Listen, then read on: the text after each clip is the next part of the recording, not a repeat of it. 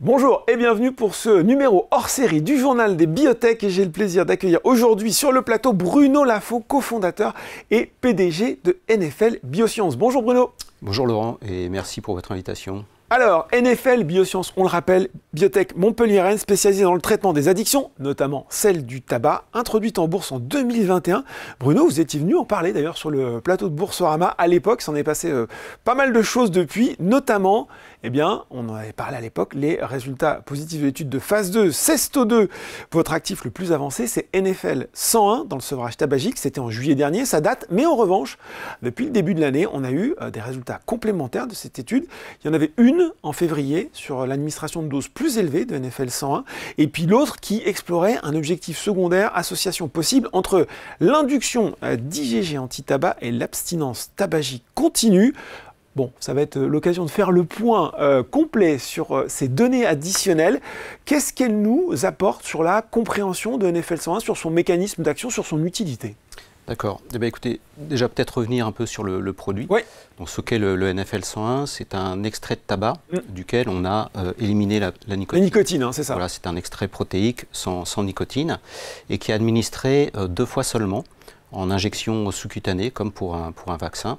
Une fois au moment de la date d'arrêt, là où le fumeur doit faire une tentative d'arrêt, passer de ce qu'il fume, sa consommation, qu'il est réduit ou pas au préalable, à vraiment une abstinence. Et puis ensuite, une seconde injection, 1 semaine après, et puis c'est tout. Donc dans le cadre de l'étude CESTO2, c'était une étude randomisée contre placebo en double aveugle, où on avait comparé le produit à un placebo, et on administrait le produit donc au jour 1 à la tentative d'arrêt, et puis au jour 8, et ensuite on suivait les abstinences continues à partir du 15e jour. Donc dans cette étude, on est allé jusqu'à 12 mois. D'accord. Le critère principal, c'était l'abstinence pendant 4 semaines, qui est le critère d'enregistrement de la FDA. Effectivement, on a obtenu des résultats qui sont en ligne avec les résultats des produits actuellement sur le marché, et favorablement comparables à ceux-ci, avec des efficacités entre 25 et 30% en fonction des biomarqueurs qu'on utilise pour la confirmation. Donc c'était un succès de l'étude significatif par rapport au placebo. Oui. Et on avait ensuite des critères secondaires qui étaient de regarder en fait ce qui se passait, ce que les patients, les sujets ressentaient comme effet. Donc là on a une réduction significative du craving. Le craving, c'est l'envie irrépressible de fumer, de consommer une substance. Oui. Donc là l'intérêt du produit, enfin en tout cas son action telle qu'elle est ressentie par les sujets, c'est vraiment une réduction de ce craving. Ce qui est intéressant parce que en fait les produits actuellement sur le marché, et notamment les substituts nicotiniques qui représentent 80% du marché, vont eux plus jouer sur les symptômes de manque, donc dû à l'absence de nicotine. Et symptômes de manque, ça va être irritabilité, nervosité, anxiété, difficulté à dormir. Donc on vient jouer sur un autre registre que la réduction de ces symptômes de manque. Et c'est intéressant parce que d'un point de vue marché, en fait, ça positionnerait le produit aussi bien en administration seule que aussi en potentielle association, en complément avec les traitements actuels, et sans alourdir les traitements, parce que les traitements actuels, c'est 12 semaines de traitement, avec des prises quotidiennes pour les patchs, bicotidienne pour Champix, etc. Donc c'est lourd. Donc nous, on n'ajouterait pas de lourdeur additionnelle à ces traitements, parce qu'on se deux injections que 2 fois. Voilà. Et donc ensuite, il y avait aussi un objectif d'innocuité, de regarder la safety du produit. Donc là, on a un dossier vraiment très fort. Pas d'effets secondaires indésirables, si ce n'est des douleurs au point d'injection dans moins de 10% des cas, mais ce qui est classique quand on injecte un vaccin. Et donc ensuite, il y a eu des données additionnelles qui ont été produites récemment, notamment des données sur les IgG. Donc les IgG sont les immunoglobulines. C'est des immunoglobulines, c'est-à-dire que c'est la réponse immunitaire qui est dirigée contre le produit que vous allez administrer, comme dans le cadre d'un vaccin. Donc nous, cette réponse immunitaire est dirigée contre les protéines de tabac qu'on a dans notre produit. Et ce qu'on a constaté, c'est que les taux d'IgG, donc cette réponse immunitaire, étaient significativement plus élevés chez les participants qui avaient arrêté de fumer par rapport aux autres. Et ce, de façon globale pour l'étude, mais aussi par bras. C'est-à-dire que quand vous preniez un groupe qui avait reçu l'administration du produit, dans ce groupe, les gens qui avaient arrêté de fumer avaient des taux d'IgG plus élevés que ceux qui n'avaient pas arrêté de fumer. Mais ça, Bruno, qu'est-ce que ça veut dire concrètement? Alors que les IgG augmentent significativement dans le groupe qui a arrêté, ça montre qu'en fait, il y a eu un effet du produit. C'est une preuve additionnelle de l'effet du produit. Il y a une association en fait entre l'augmentation de ces IgG, donc qui sont dus à l'administration du produit, et l'arrêt tabagique. Alors on ne va pas jusqu'à une corrélation, une causalité, en disant que plus les IgG sont élevés, plus on va arrêter de fumer, mais on montre qu'il y a cette association, donc ça apporte une preuve supplémentaire par rapport à vraiment l'effet du produit, comme ce qu'on a pu avoir avec une p-value de 0,02 dans le meilleur des cas, pour comparer les groupes traités et le groupe placebo. Donc ça, c'est une preuve supplémentaire. Ensuite, la deuxième... le dosage, hein. Voilà. Ouais, les doses plus élevées, parce qu'on sent que peut-être... Non, c'est pas une question de dose plus élevée. C'est-à-dire que quand on administre le produit, on induit une réponse immunitaire, et cette réponse immunitaire est associée, en fait, à l'arrêt tabagique. Donc ça montre que c'est vraiment l'efficacité qu'on a pu observer dans l'étude clinique a été engendrée par l'administration du produit. Le mécanisme d'action, je vais venir dessus juste après. Sinon, on a livré des résultats sur une toxicité plus poussée, mais sur animaux, hein, en préclinique. Ça, c'est en préparation de la phase 3. On aime bien pousser aux extrêmes les études que l'on peut faire. Avant d'initier le programme clinique, donc phase 1, phase 2, on avait fait des études, pour vous donner une idée, hein, sur des rats, en administrant le produit à une certaine dose, qui était déjà assez haute, mais une fois par semaine pendant 4 semaines. Et là, on a augmenté considérablement les doses, on l'a administré quotidiennement pendant 14 jours. Et donc aucun signe de toxicité. Donc on a vraiment un dossier qui est extrêmement solide de ce point de vue-là. Pourquoi c'est important? Parce que vous comparez face au Champix, qui est le traitement un peu actuel, mais qui produisait des effets secondaires assez marqués, c'est ça, hein, et qui du coup c'est un peu compliqué quand même. Voilà, tout à fait. Donc là, nous on a un dossier qui est très propre par rapport à ça, sans effets secondaires. C'est un gros avantage, surtout dans le domaine du CNS, hein, du système nerveux central. C'est vraiment un gros point positif d'avoir ce profil de sécurité très complet. Bon. Après, sur le mécanisme d'action, parce que c'était un point, le mécanisme d'action, il a surtout été étudié par le CEA, qui avait fait une première étude sur souris pour nous, qui a été, je crois, communiquée il y a 1 an. Et dans laquelle ils ont développé un modèle animal de souris exposées au tabac pendant 4 semaines, qui plaçait ensuite en condition de sevrage. Et ils ont regardé les modulations d'activité cérébrale avec une technologie de PET scan sur ces souris. Et là, ils ont constaté qu'il y avait certaines zones qui étaient sous-activées ou suractivées lorsque les souris étaient placées en condition de sevrage. Et lorsqu'ils administraient ensuite notre produit ou un placebo, notre produit rétablissait l'activité normale de ces zones cérébrales. Donc ça, c'est la première preuve, le premier concept de mécanisme d'action. Donc on penche plutôt sur un mécanisme de type neuro-immune, dans lequel on enclencherait une réaction immunitaire qui viendrait ensuite modifier ou restaurer l'activité cérébrale. Ça, c'était une première étude qui a été faite par le CEA. Une deuxième devrait nous livrer les résultats prochainement sur des nouveaux lots qui ont été fabriqués suite à l'optimisation du process de fabrication. Et ce serait une étude plus complexe, donc on pourrait aller plus loin en fait dans l'observation de l'effet du produit. Bon, encore des données additionnelles à venir pour NFL 101, mais la prochaine grande étape, c'est cette étude de phase 3, une étude que vous prévoyez de séparer en 2 parties. Il va falloir nous expliquer ce choix, même s'il y a déjà des informations qui ont été communiquées, et puis surtout comment tout ça va se séquencer en termes de design de l'étude, de calendrier, de budget.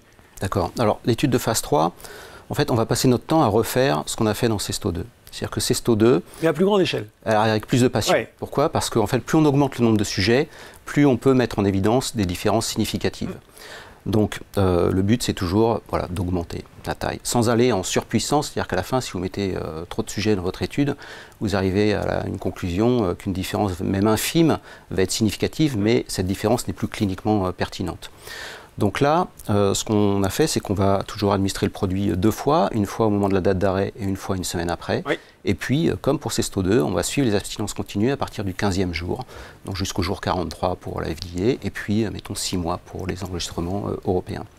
Donc on a décidé, alors là, il y aurait environ, on a prévu 1100 participants pour cette étude. Grosse étude, ouais. Voilà, et on a prévu de la séparer en deux parties, la partie A et la partie B.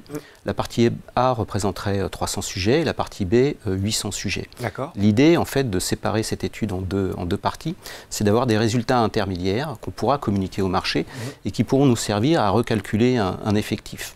Alors plutôt que de faire une étude avec un point intermédiaire sans vraiment enlever l'aveugle, nous on a décidé de faire une vraie analyse des résultats et de pouvoir exploiter pleinement aussi une vraie analyse avec un lot limité de patients. Voilà, limité de patients avec basculer sur la grosse cohorte, sur la partie 2.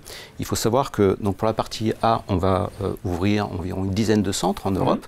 Donc on a prévu la France, l'Allemagne, Pays-Bas, Belgique et Royaume-Uni. C'est l'objectif que l'on a, avec environ 2 centres par pays. Oui. On verra pour les petits pays s'il n'y en a qu'un. Et l'idée, c'est de conserver ces centres ensuite dans la partie B. Alors, la lecture et l'ouverture de l'aveugle va se faire uniquement après le 43e jour. D'accord. Après, on continuera à suivre les sujets. Nous, on sera en ouvert, puisqu'on aura les données, mais les centres cliniques et les participants seront en aveugle. Donc, c'est une levée partielle d'aveugle. Et ça permet juste de suspendre les recrutements pendant 1 mois et demi, c'est tout, avant de reprendre les recrutements en partie B de l'étude clinique. Donc, ça permet de dérisquer fortement l'étude, parce qu'on peut avoir un recalcul d'effectifs aussi. Bon, évidemment, s'il faut ajuster. De recalcul d'effectifs, c'est quoi? C'est-à-dire potentiellement moins de... Alors, potentiellement moins, même si on n'aimerait pas descendre, parce qu'après il faut avoir exposé un nombre suffisant de participants. Statistique. Voilà, et puis il faut avoir une robustesse statistique, mais si jamais il faut un peu plus de participants, on rajoutera un peu plus de participants. Il ne faut pas aller trop loin non plus, parce qu'après si vous mettez 1000 patients par bras, vous allez mettre en évidence de toutes petites différences et ça ne justifie plus le lancement commercial, une AMM, quoi. Mais ça permet de dérisquer fortement la deuxième phase. En plus, les centres seront les mêmes. Alors, il y aura des centres additionnels, mais on conservera les 10 centres de la première étude. Si jamais il y a un centre avec lequel il y a des problèmes pour X ou Y raison, il ne poursuivra pas dans la deuxième partie. Donc, ça permet aussi d'ajuster différentes choses. Ouais. Donc, c'est une approche qu'on trouve très dérisquée. Ensuite, par rapport au marché, ça permet aussi d'avoir un point de résultat moins d'1 an ou 1 an avant les résultats. Sinon, il faut attendre 2 ans, ce qui, en perspective de communication, de news flow avec le marché, est toujours un peu délicat. Donc là, en termes de planning, ça nous donne quoi sur cette phase, sur cette partie A de la phase 3? Alors là, on a prévu 1 an, en étant, je pense, assez large, puisque le recrutement devrait se faire entre 6 mois et 9 mois. Et après, on a ouverture partielle de l'aveugle au bout d'1 mois et demi. Mais le temps de mettre en place l'étude, ce qui pourrait être fait à partir de septembre, de commencer les premiers recrutements en octobre, on pourra avoir ces résultats, si tout se passe bien, peut-être après l'été, septembre, octobre 26, c'est l'idée. Et puis après, d'enchaîner sur la partie B pendant 1 an aussi, mais avec plus de centres, donc faire le recrutement suivi pour avoir des résultats fin 2027 et pouvoir déposer des demandes d'autorisation de mise sur le marché en 2028. Ça, c'est vraiment l'objectif. Si on regarde l'aspect financier, il y a aussi un intérêt, c'est qu'on peut financer par tranche. Donc la partie A, on aurait besoin de 5 millions d'euros. La partie B, il faudrait 15 millions d'euros. Donc la partie A serait finançable, même si on ne trouve pas de partenaire d'un accord de licence ou un partenariat. On pourrait la financer nous-mêmes avec une augmentation de capital, mettons de 3 millions d'euros, complétée avec du crédit d'impôt recherche et une aide de la BPI pour financer cette partie A. Mais l'objectif est aussi de s'associer à un laboratoire pour financer l'ensemble de l'étude. Transition toute trouvée, parce qu'effectivement, lors de l'introduction en bourse de NFL Biosciences, vous m'aviez dit que vous prévoyez de porter le plus loin possible le développement du produit, quasiment jusqu'à l'AMM. Là, bon, on sent que l'objectif, c'est de signer un partenariat avant le début de la phase 3. Il y a des discussions qui seraient en cours.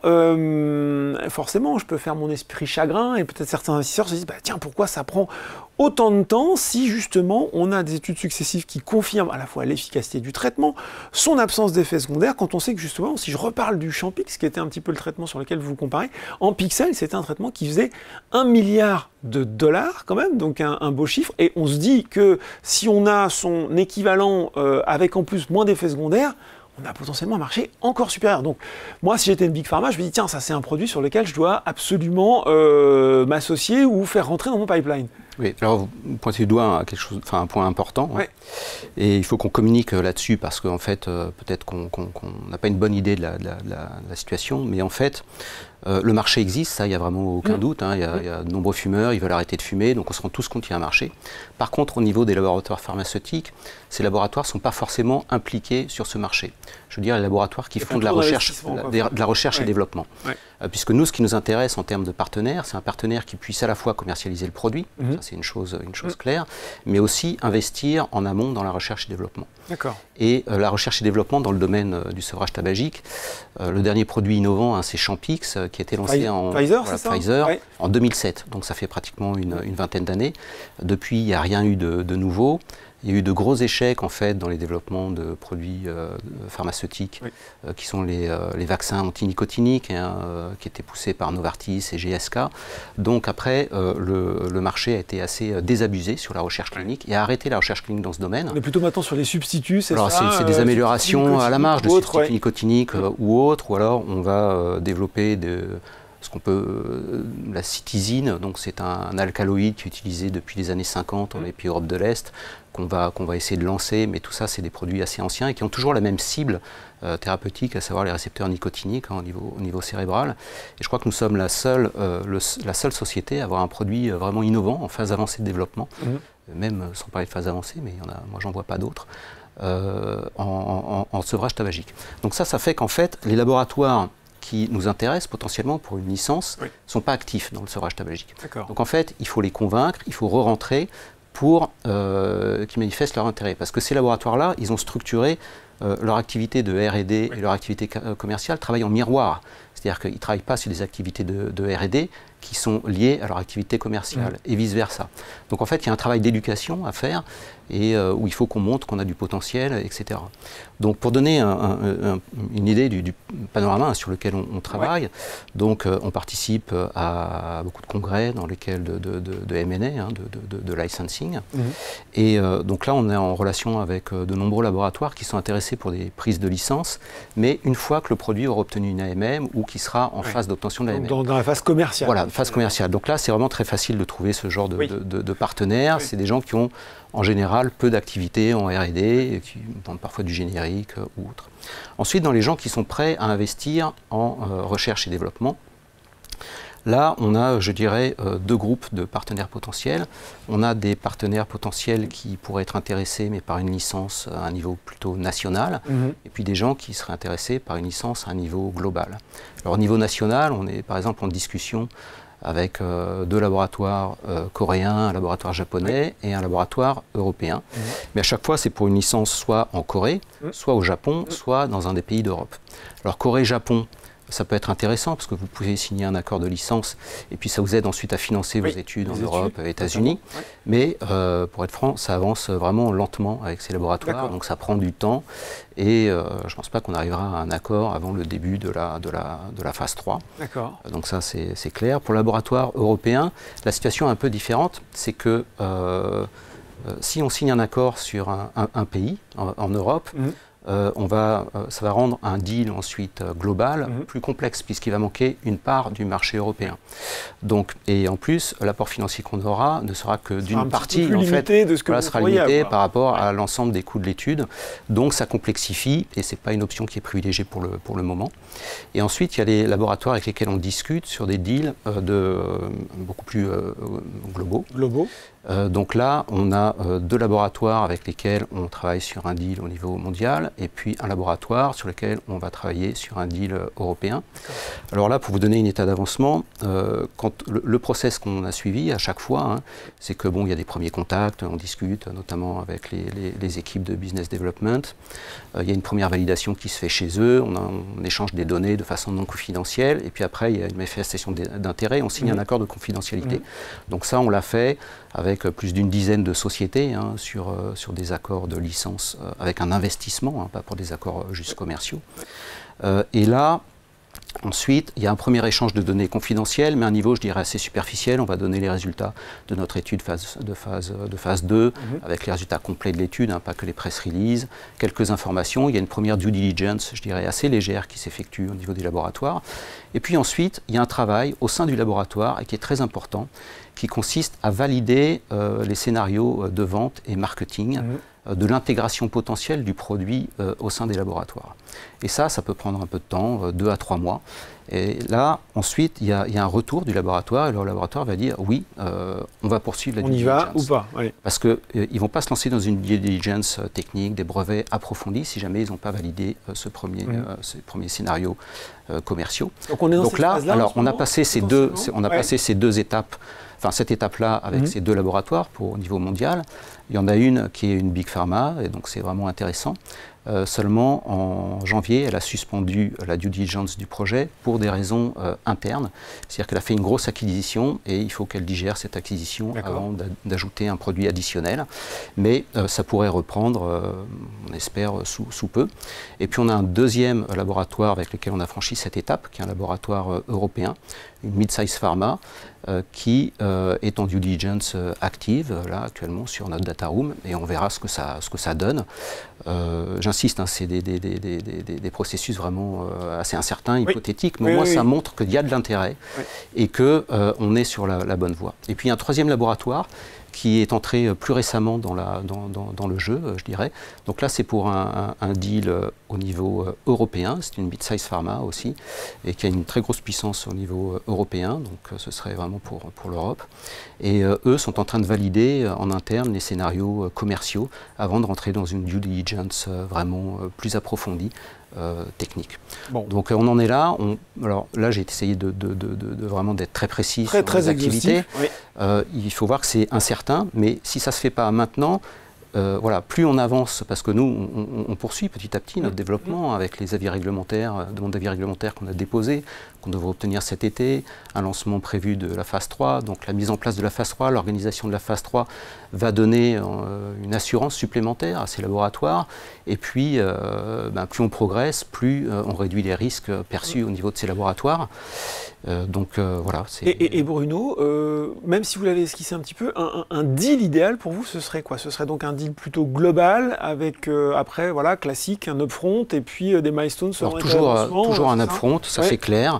Un upfront conséquent hein, pour pouvoir rentrer dans le jeu. Hein, il faut qu'il y ait un paiement d'un upfront. Après, participation ou prise en compte de tous les coûts de développement. Et puis après, un potentiel de commercialisation qui soit important. Donc il y a plusieurs modèles qui sont possibles. Il y a l'accord de licence tout simple, dans lequel la société verse un upfront, des milestones, et puis paye en fait tous les développements. Et ça, c'est un peu ce que vous privilégiez? Pas forcément, et on est ouvert. Après, il y a des accords de co-développement dans lesquels il y a toujours un upfront, participation aux coûts de développement, mais nous, on se servirait alors de l'upfront pour payer les coûts de développement, notre part des coûts de développement, et ensuite un partage des revenus sur la commercialisation. Ça permet de mieux travailler, sans doute, dans le cas où on a des sous-licenciés, en fait, c'est-à-dire que la pharma ne peut pas vendre dans tous les pays, travaille en direct sur certains pays, mais dans les pays où il y a des sous-licenciés, on partage les revenus des sous-licenciés.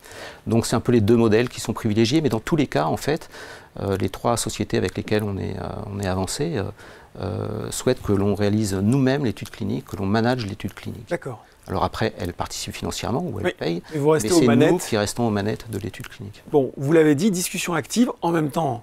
Tant que c'est pas signé, c'est pas fait, c'est ce qu'on a dit. Alors j'insiste vraiment sur ce point. Là, j'ai été assez transparent sur nos activités, mais c'est pas fait, quoi. Donc effectivement, si ces discussions n'aboutissent pas tout de suite, il y a la question du financement. Vous avez dit qu'il y a des moyens d'être autonome pour cette étude. D'ailleurs, vous avez une visibilité financière qui court aujourd'hui jusqu'au 4e trimestre 2025. Comment vous envisageriez le développement de NFL 101 tout seul, si je puis dire? D'accord. Alors tout d'abord, on va chercher à repousser notre horizon de trésorerie. Pour ça, on travaille sur un prêt BPI qui nous permettrait d'avoir une trésorerie, une visibilité sur la trésorerie jusqu'à mi-2026. D'accord. Mais ça, c'est sans l'étude clinique. Donc ça couvrirait pas l'étude? Non, ça ne couvrirait pas l'étude clinique, mais ça nous apporterait une certaine sécurité pour envisager la suite. Et au niveau de l'étude clinique, donc, il nous faudrait trouver 5 millions d'euros par des moyens différents, donc d'un partenariat s'il faut financer cette partie nous-mêmes. D'accord, donc il y aura des études sur les différents moyens de refinancement. Exactement, sachant qu'on privilégie toujours les financements non dilutifs, c'est vraiment une priorité pour nous. Bon, on a parlé de NFL 101, c'est normal, l'actif le plus avancé, on l'a dit, avec ce démarrage de phase 3 qui est attendu, mais dans le pipeline de NFL Biosciences, on va terminer là-dessus, il y a aussi NFL 301, là c'est pour l'alcool, hein, c'est ça. Quelles sont les prochaines étapes de développement? Je crois que la dernière fois où vous en avez parlé, c'était il y a presque 1 an, et ça nous faisait état du retour formel de la FDA aux États-Unis pour la demande de pré-Ind. Alors moi je ne sais pas ce que ça veut dire, en tout cas il va falloir nous l'expliquer. Où est-ce qu'on en est aujourd'hui sur NFL 300? On comprend que ce n'est pas forcément votre priorité, mais quelle poursuite de développement vous réservez à cet actif? Alors, le pré-Ind, comme vous dites, c'est le pré-IND, c'est-à-dire c'est un avis scientifique réglementaire américain avant d'initier une étude clinique, avant de déposer une demande d'étude clinique. Donc c'est assez classique en fait de procéder comme ça. Donc sur le 301, bon, on va pas, je crois que la période n'est pas à la diversification. Il faut être assez clair. Que toutes nos ressources vont être allouées au développement du NFL 101. C'est un produit qu'on avait initié avant les résultats de l'étude CESTO 2. Compte tenu du succès de l'étude, on va se focaliser sur le développement du 101. Et puis on reprendra le développement du 301 lorsqu'on aura franchi plusieurs étapes. Pour faire une phase 1, c'est ça? Pour faire une phase 1, mais pour le moment, très clairement, on est focalisé sur le 101 et tout l'argent dont on dispose et les ressources dont on dispose vont être alloués au développement du produit sur le sevrage tabagique. Voilà, donc la priorité est donnée entièrement à NFL 101. Merci beaucoup Bruno Lafont pour ce point très complet sur l'actualité et les ambitions de NFL Biosciences. Merci Laurent, c'était un plaisir. Le journal des biotech, c'est fini pour aujourd'hui, mais on se retrouve très bientôt pour un nouveau numéro.